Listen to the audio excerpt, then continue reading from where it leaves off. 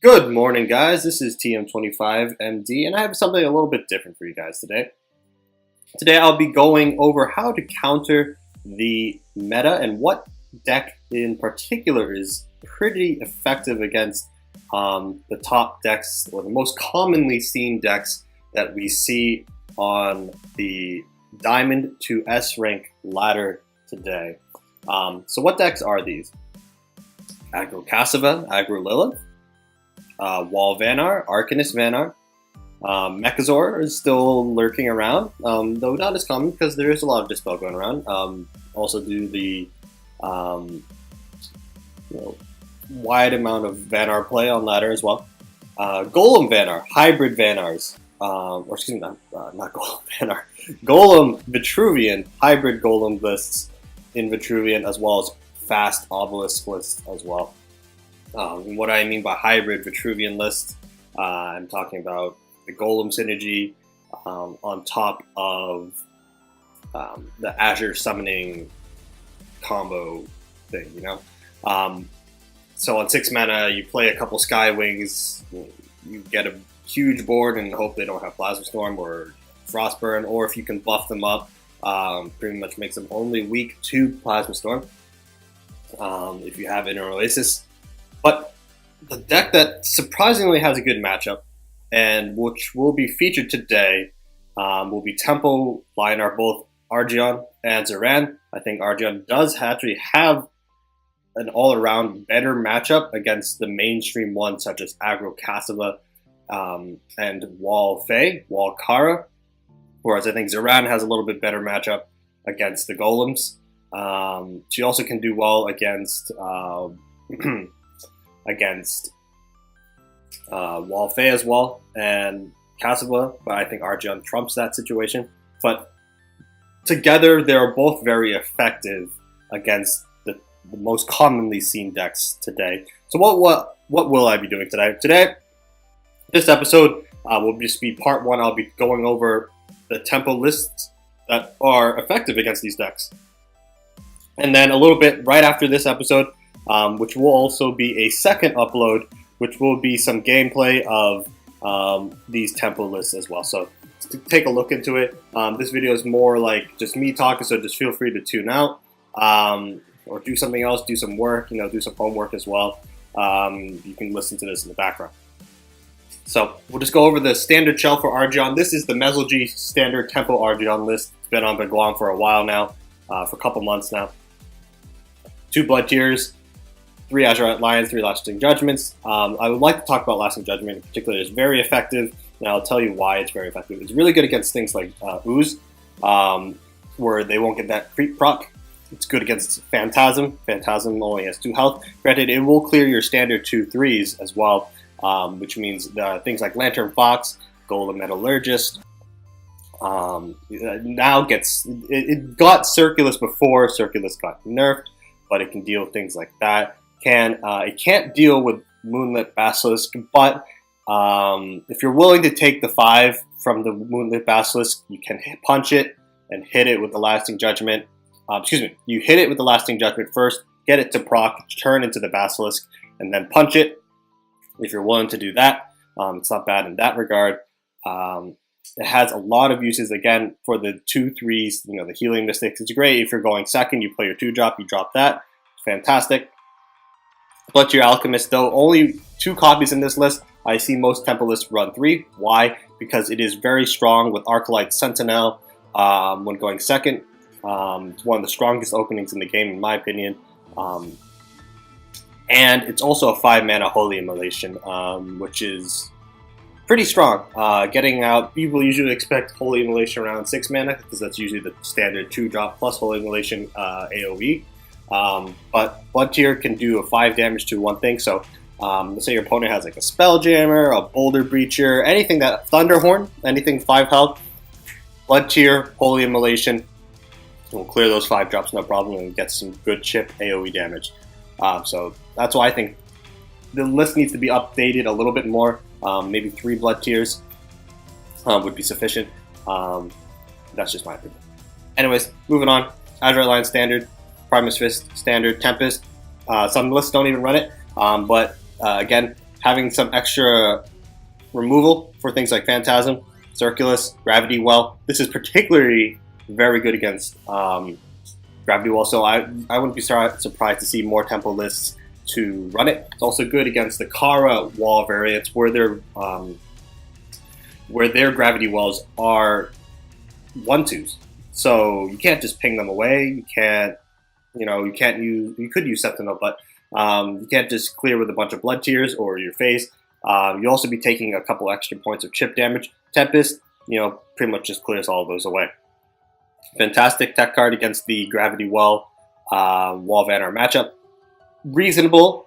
Reasonable against Luminous Charge. You have to be wary on how to use it. Though I would say cards like Sunbloom and Lightbender would be the preferred tech card against Luminous Charge. Sure, you'll take 2 depending on where they're placed, but I feel the majority of them should be wiped out by Lightbender. Though a strong Luminous Charge sort of plays around Lightbender. They can manage to get 1 to 2 to stick depending on how they position it. But in general, Lightbender would be the preferred choice against Luminous Charge. 3 Windblade of Depth, despite being nerfed, still very strong. You buff it up, it's a 5/3. Still trades up against bigger things. The only things it can't really trade against now are the 4 health minions, like Scintilla, Sunforged Lancer. What's the other one? Celebrant. You can't get rid of those things like it used to. But that's okay. It's still able to get rid of Golem Metallurgist, Falcius, anything with the 3 health, 2 3s to 3 3s. It's still good in that regard. So it's also another 2-drop, which Temple Lyonar really wants. They want a lot of 2-drops. Usually at least 12. I've seen some people run more. I've seen a lot more Blood Tears. I've seen some people do Rust Crawlers for whatever reason. But yeah, Arclight Sentinel, as I said earlier, very strong with Blood Tear when going second. Just a very strong and high tempo card. Your opponent plays something, you can remove it without any cost due to its effect. And you can even roar it. So it's a 4/4, so you got a lot of momentum in your favor. 3 Tigers, pretty self-explanatory. Great with roar, great with Holy Immolation. Strong finisher, 5 to 9 damage, usually on average. Your Silverguard Knight, one of the best 3-drops in the game, pretty self-explanatory there. 3 Arclight Regalia, we're going to dive into this one. Why Arclight Regalia is strong in this meta? It's not very strong against the Golem variants, or the Golem Vitruvian decks, but it is in particularly strong against Fae and Cassiva. Why? Okay, so playing it blind, yeah, they'll just be able to ping it off, no problem. Cassiva has a little bit easier time just removing it, with Sphere of Darkness, Desolator, Void Pulse, etc. But Fae, if she can, it really shuts her BBS down. It forces her to either take the risk and stay in close and try and remove it with BBS, plus maybe a board that happened to stick, plus her face, or it'll cause her to run away and allow you to hopefully try and develop some board, get things in her face and just try and start beating her down. Cassiva, you have to play a little bit more strategic against Cassiva when using Arclight Regalia. I wouldn't just say 1 on 4 mana, you have no board, click Arclight Regalia, and just try and win from there. No. What you want to do with Arclight Regalia against Cassiva is you want to have something on board. You want to have a couple things on board, because chances are your opponent will want to try and remove it, and that's your time to capitalize and go in with Arclight Regalia. So let's say you have like a Windblade or a Silverguard. Silverguard's the ideal scenario with Arclight Regalia. If you're able to get Arclight Regalia into Silverguard Knight into Arclight Regalia, your opponent's in for a tough time. You'll be able to get a lot of damage in. Your opponent can't deal with the Regalia and the Silverguard Knight usually. It's going to take some skillful maneuvering, usually with Grasp of Agony, in order to remove the Regalia and the Silverguard Knight. But typically they can't get rid of both. So if you're able to follow up a Silverguard Knight with an Arclight Regalia, you're in for a very good time against Cassiva. She can't really deal with minions and the artifact at the same time is what you should get out of this. So very, very potent combo against her. Again, against Kasava, try and have something on board against her before equipping the Regalia. Don't equip it blind. Holy Immolation, best spell. Arguably one of the best spells, along with Radical, Plasma Storm. Very strong. 2 Lightbenders, very good against Wall of Anar, very good against Golem Vitruvian, and the hybrid variants as well that also run the Azure Summoning and the Flying Minions. So strong that it might be worth carrying a 3rd copy or teching in 1 Sunbloom. Reason why I say this is because if you're able to get pinned down against Wall of Anar with their Gravity Wells or Luminous Charges and you can't get to them, that means they are able to stay alive a couple more turns and get to that late game where they will inevitably beat you. So I think in most lists now for tempo, it would be worth considering running some Sunblooms on top of Lightbender or running a 3rd copy of Lightbender. Very strong in that regard. Very good to hold against Desolator as well. Usually on 5 mana, if your opponent's going 2nd, which usually cast if she's an aggro variant, not a burn list, aggro cast. If she wants to go 2nd and play that Desolator on 4, you can try and ramp it to 5, play that Lightbender, ping it off, and then you're good to go.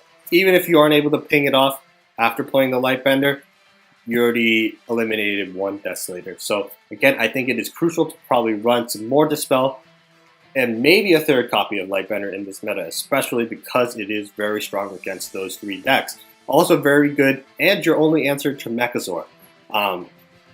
Some people are of the thought that you see Mechazor on ladder, you try to play the best you can, try and fish for those Lightbenders, or if you get cheesed out, you'll be like, oh well, I'll move on to the next game. It's just 1 ladder game.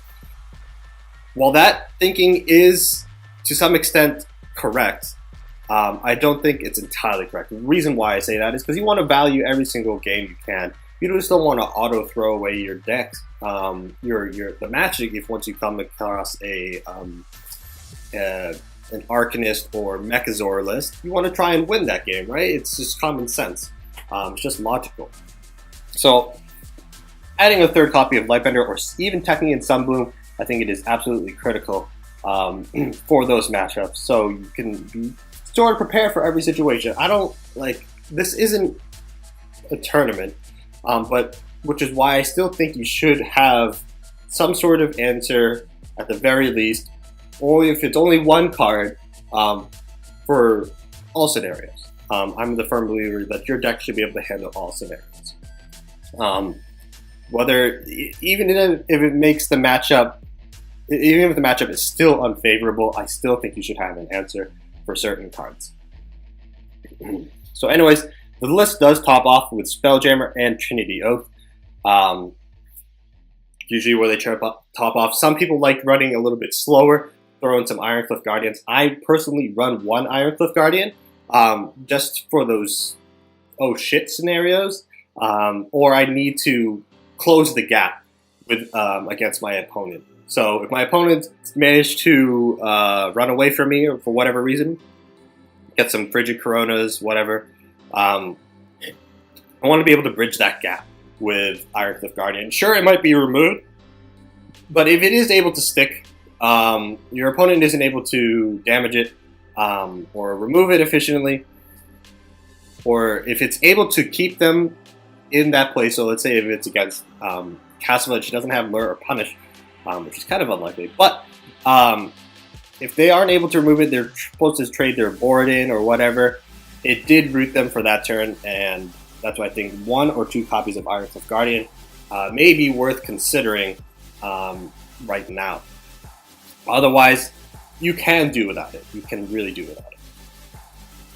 So that's the Temple Lyonar. Again, matchups very good against Aggro Kasava. Burn is a little bit different. You just have to try and get some Provokes down, some Regalias, and pretty much just win with your Arclight Sentinels. Arclight Sentinels are crucial against, and Blood Tears are crucial against the burn. With what are the burn's what are burn decks or burn Abyssian usually trying to focus on? They're trying to focus on Blade Blood Warlocks.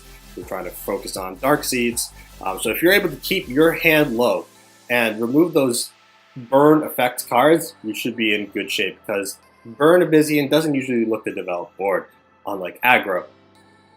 So try and keep your card count hand size low. Not saying you get rid of all the card draw in your hand. Like, definitely keep the Trinity Oath. Don't need the Spelljammer. Trinity Oath is very powerful against the burn matchup. Same with Silverguard Knights. So I would recommend keeping that hand count low. Try and fish for those Trinity Oaths, and get your provokes to stick. That's the way to go about it. So moving on, we'll look on to the standard Tempo Ziran list. Take a sip of my coffee here first. Alright, so this is the standard shelf for Heal Ziran. This is Alpha Sentry's list. Right? Cards may vary. Some may run 3 Fortified Assault. Some people run some more Scintillas. This only runs 2. Some people don't run Steropi entirely, or they might only run 2. Some people might top off at Ironclad Guardian, again for the same reason. They want to close that gap. So that's what Ironclad Guardian is pretty good for. You just throw it down in the corner, great for pinning down Heartseekers plus General. Again, it's mainly to bring you back into the fray, to say the least. Some lists do not run Silverguard Knights. Some run a little bit more healing. Some run some more. I run Blue Conjure, but mine's more of a mid-range tempo list. But what's effective about Ziran is if she can get her early hollowed ground. So if she's able to open up with like a 2-drop plus Sanctify or Sunrise Cleric, you're in good shape. More so if you're able to open up with even a Sunforged Lancer and you're able to get those healing procs, make your general 3, 4, 5 attack, and usually Vitruvian doesn't carry any Dispel, so you're in for a good time against them. You just got to manage your AoE, you got to manage your Sun and Blooms efficiently against those inner Oases. Which brings me further. Again, you can even tech in some Tempest over Silverguard Knight. Why? It's great for the Gravity Wells. It's great for Phantasm. It's great for Circulus, etc. It's good for a ton of. It's good for Celebrant into what's it called? Celebrant into Dreamshaper. It's very good against Celebrant into Dreamshaper. So if your opponent, let's say, has like a Celebrant or 1 to 2 Dreamshapers on board, you just pop down your Tempest and you're pretty good in that regard. It's also even worth. I've been considering Arclight Sentinels in Ziran over Silverguard Knight. Not a bad idea, in my opinion. It does allow for some more efficient trading. Sure, you can't get the roar buff that you normally would with Argeon, but you'll be able to. It's 4 health. It'll take a general hit and then you can heal it back up, and it makes it a little bit more annoying, which I guess will be equivalent to the 4 attack of Argeon. But Steropi is also a very good tempo card. It gives you those 1 mana true strikes. Very efficient in that regard. Though I think it would be better to run a 3rd Fortified Assault over 3 Steropis. Again, I think that's just a preference. My preference is just 2 Steropis. But whatever you feel most comfortable with. You're aiming to look for those early these early cards. Sanctify and Sunrise Cleric along with Sunforged Lancer early game, and Temple out from there.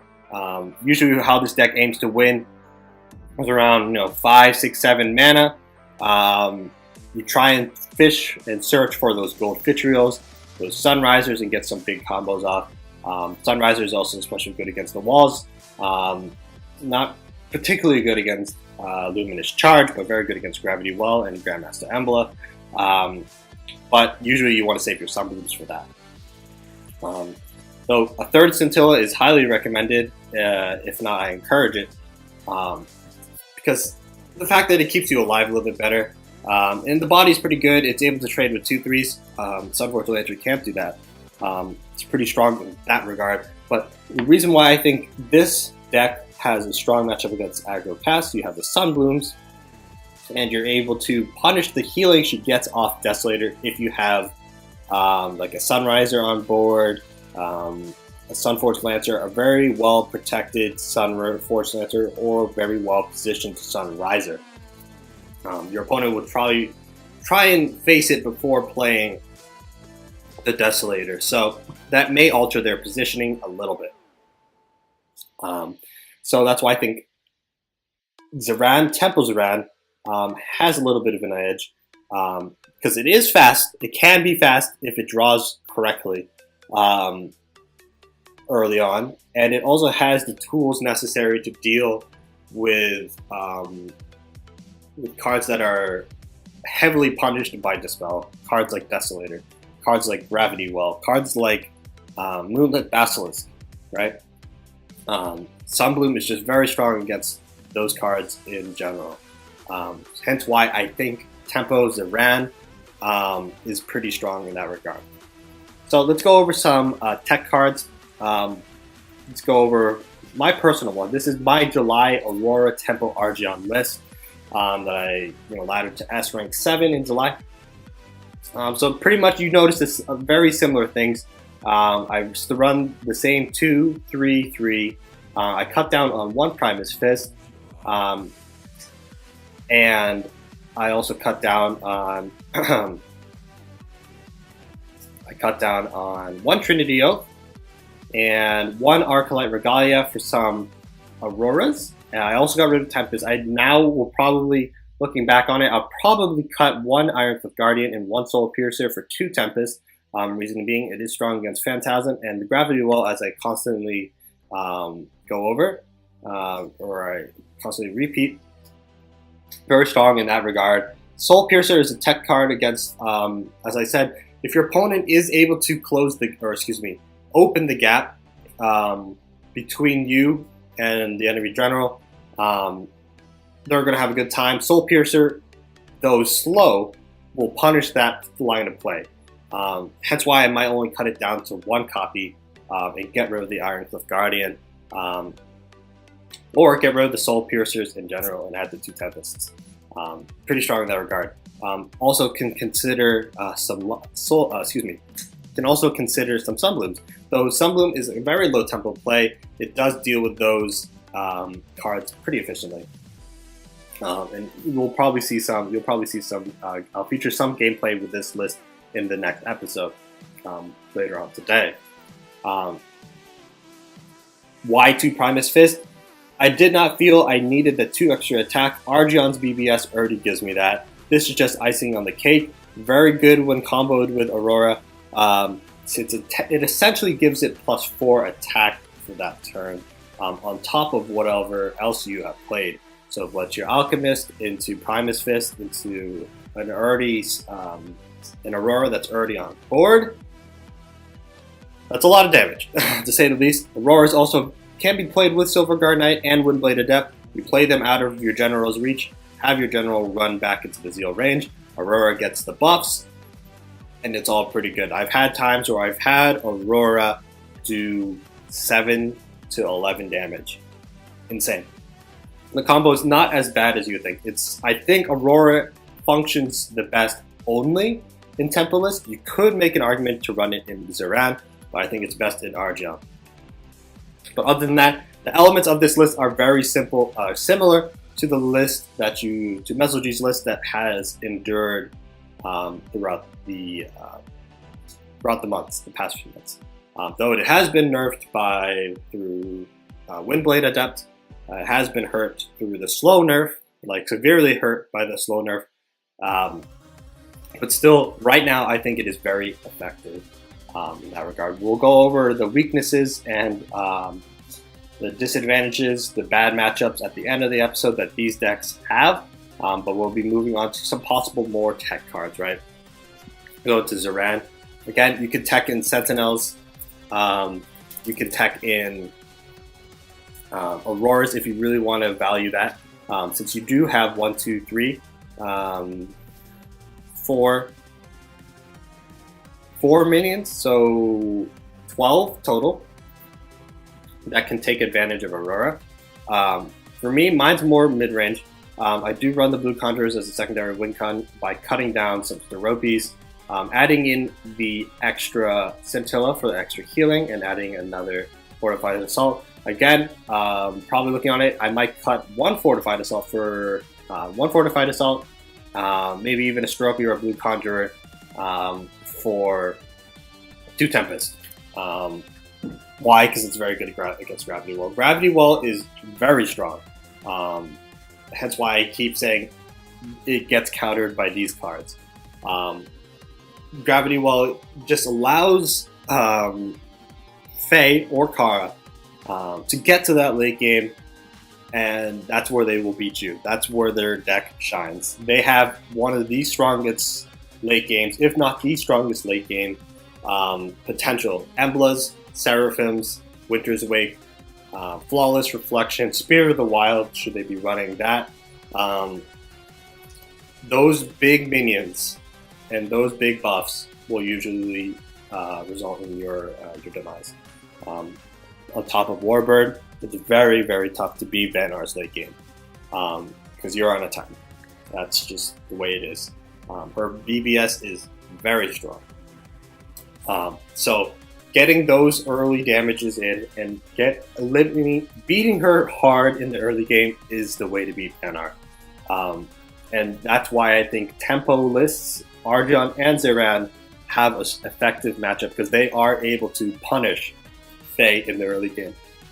Her early game minions aren't very strong. They have Circulus, they might have some Azure Heralds, they might have, let's look, they might have, what's it called?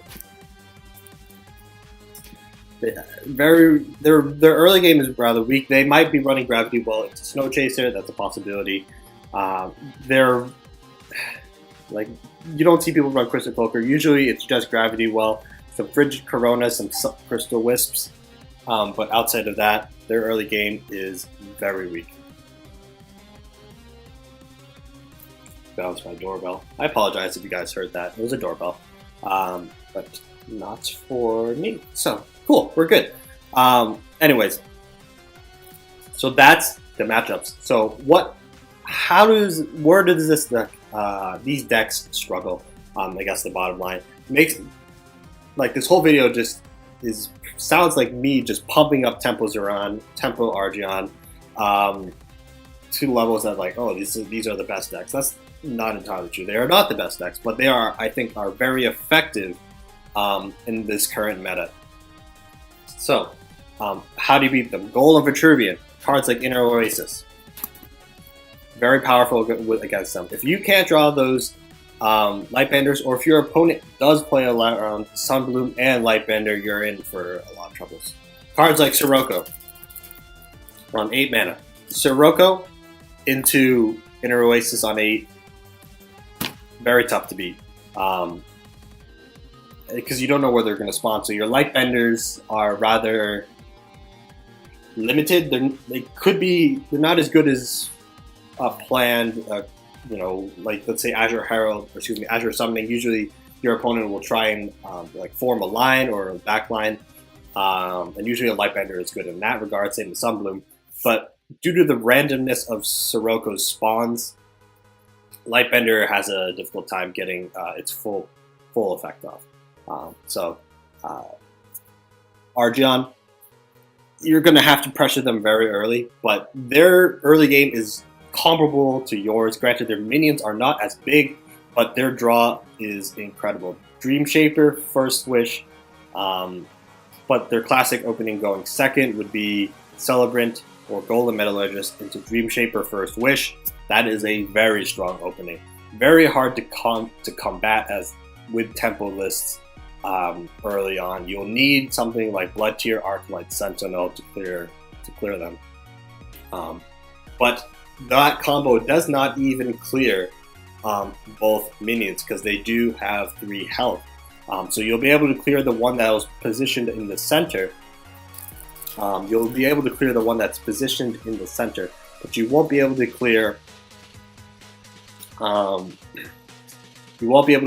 what was placed on the tile. You won't be able to you'll have to choose between the 3/3 Dream Shaper or the 2/3 Golem Metallurgist. That's what makes that opening very strong. And as a result, they can get some more bond effects going off. They can even combo into, should you leave the Wind Striker alive, or excuse me, the Golem Metallurgist alive, they can combo into a Wind Striker, get that Staff of the Cure, out temple you, and you'll have a difficult time getting rid of that artifact because you already used your Blood Tier on the minion before. So that's just me. Those weaknesses, if you can't draw Lightbender, that's what I'm saying. I'm advocating for Sunblooms and an increased copy count of Lightbender against Vanar. If they are able to Frigid Corona you, if they're able to get multiple Coronas, multiple Gravity Wells on you, and they're able to get to that late game, you're in for a while. You're in for a tough one. This also goes for